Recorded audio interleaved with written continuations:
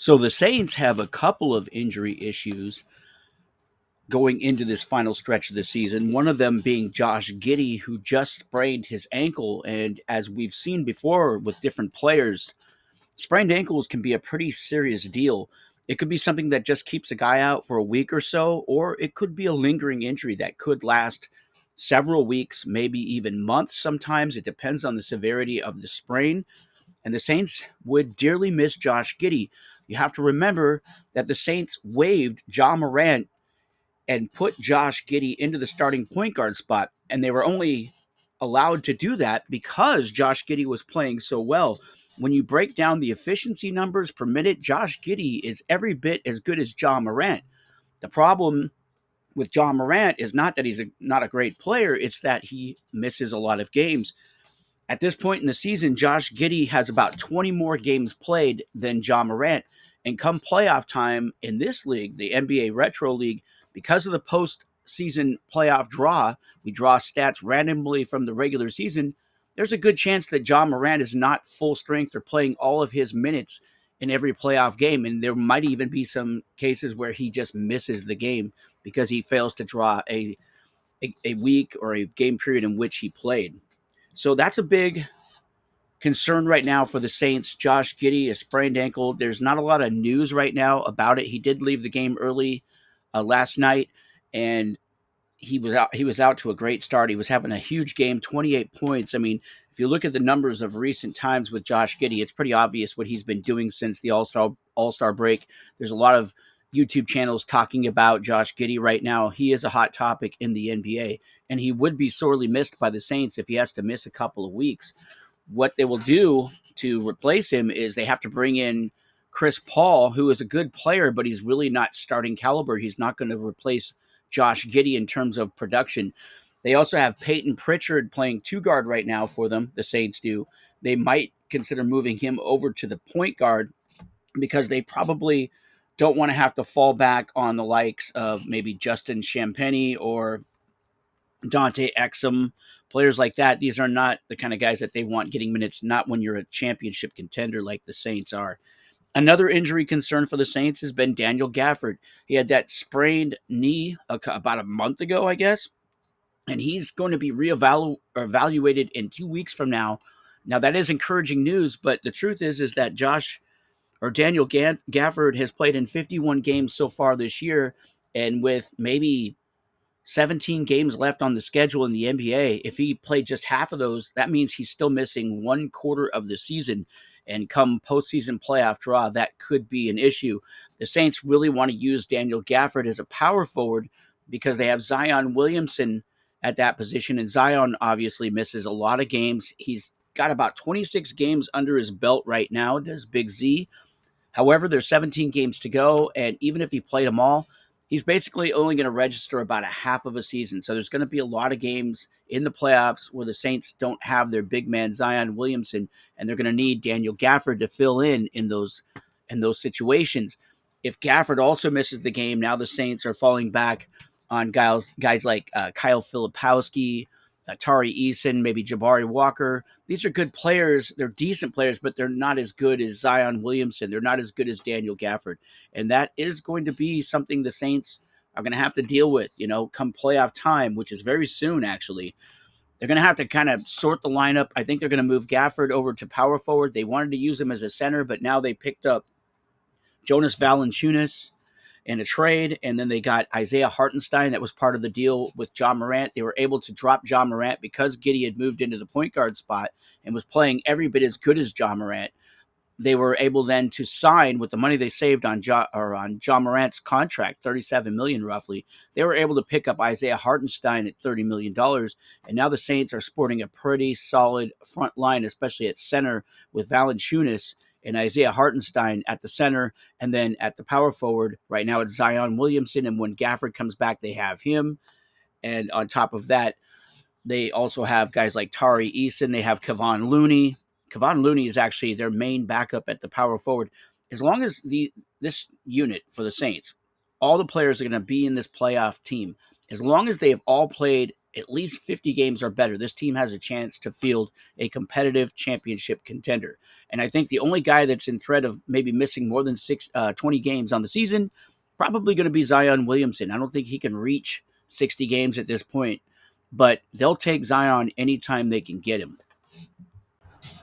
Quickly turning our attention to the Carolina Copperheads, they received bad news on LeBron James as he is going to be out for at least 2 weeks. He is their starting point guard, and that means they're going to be falling back on the likes of Jalen Green and Keontae George, maybe Kenneth Simpson. These guys are not playing at the level of LeBron James, obviously, and James is definitely going to cause this team to fall back in the standings, perhaps, over the next couple, 3 weeks. Right now, the Copperheads have the best record in the league, and it's very important to sustain that best record because what that gives you is a matchup in the conference championships against the fourth ranked team. And that's going to be a team no better than the likes of maybe the Pistons, that is Ben Johnson's team, or Phil Johnson's team, the Warriors. These teams are good teams, but they've had their struggles and their ups and downs, and they're definitely beatable going up against a number one seed. This is where a team like San Diego, the Saints, or the Denver Nuggets are looking to possibly overtake the Copperheads for first place so that they can get that more favorable matchup because the number 2 and number 3 seeds will automatically be facing each other in the conference championship. Currently, that scenario has the Denver Nuggets, AJ Nardi's team, at number 2 and the San Diego Saints, my team, at number 3. We would have to face each other in a best of 7 postseason playoff series. Carolina Copperheads would then play the winner of the play-in tournament. The play-in tournament winner will be decided by the number 6 versus number 5 team in the first round, best of 5 series, followed by the number 5, the surviving team, going up against the number 4 team in a best of 7, and the survivor of that game, or that series rather, will go to the championship, the conference championship, where they will play the number 1 seed. That's currently the Carolina Copperheads. It could end up being maybe the Nuggets, maybe even the Saints in light of this injury to LeBron James. And another big injury the Copperheads are facing right now is Norman Powell. Powell is their backup 2 guard.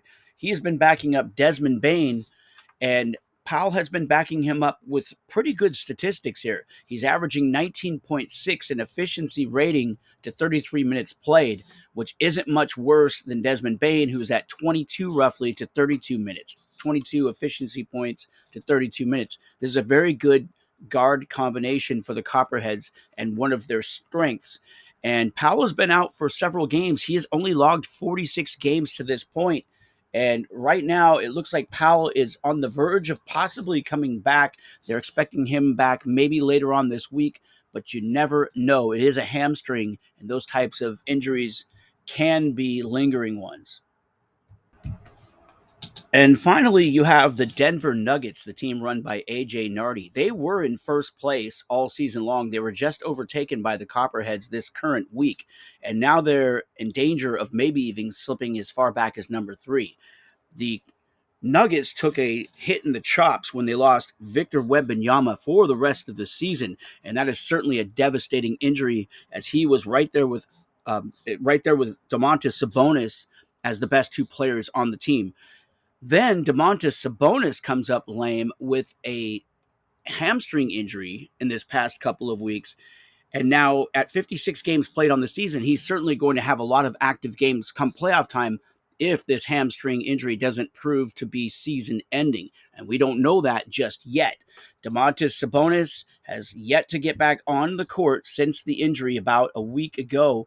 And last I checked, it looks like Domantas Sabonis is going to continue to be out for an indefinite period of time. In fact, as I pull up the numbers here, Domantas is being listed as questionable for the next game being played on Thursday, March the 13th. It's a game time decision, but he is making progress and he is going to play again apparently this season. So that is huge because if the Nuggets were to lose Domantas Sabonis for the season, they could just forget about their championship aspirations. It's done. They just don't have enough to weather that kind of storm. Losing both Sabonis and Victor Wembanyama would just be too much to overcome. They did make a huge move in free agency this week. They picked up Miles Turner to help them out at the center position.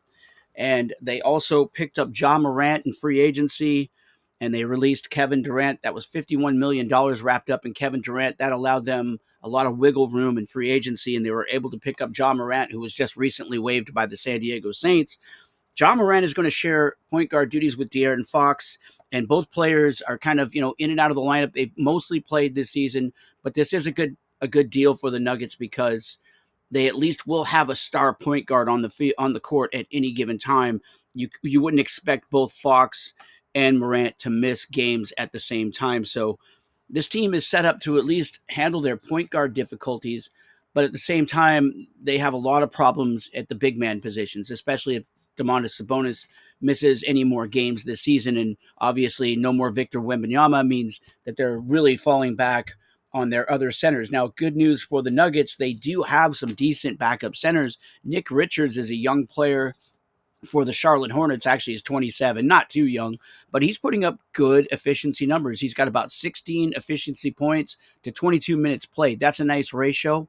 Miles Turner, the guy they just picked up, he has about 18 efficiency points to 31 minutes played. Also a decent ratio, although he's a big man, and there's a lot of big men that are putting up way better numbers than that. For example, you had Victor Wembanyama with 30 efficiency points in 33 minutes played, and Domantas Sabonis has about 32 efficiency points to 35 minutes played.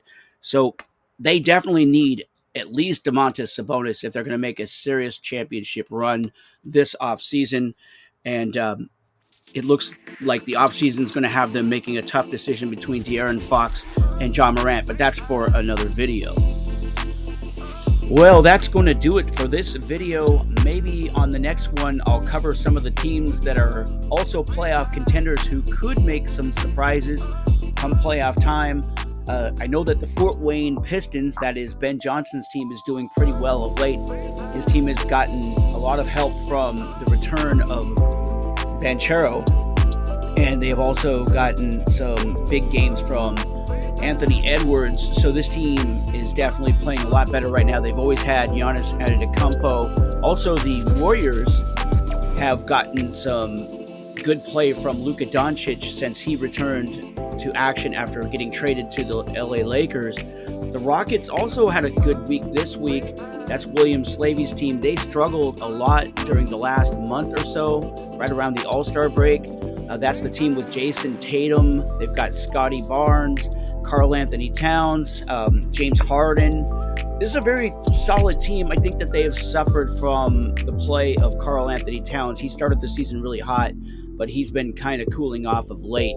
But we'll cover those three teams in the next one, I think, and we'll talk about their chances of winning the play-in tournament. That is the play-in tournament to get to the conference championship in the NBA Retro League. So look forward to that one, everybody. I'm going to check out for the rest of the day. It is a soggy one in San Diego. We've got about a week's worth of rain ahead of us. Very unusual weather, but I guess we need it, right? We needed it. We could have used it probably around early January, of course. But at any rate, the rest of the season is upon us, and I'm very much looking forward to the playoff push and the high drama that the NBA playoffs can provide. All right, guys, talk to you later.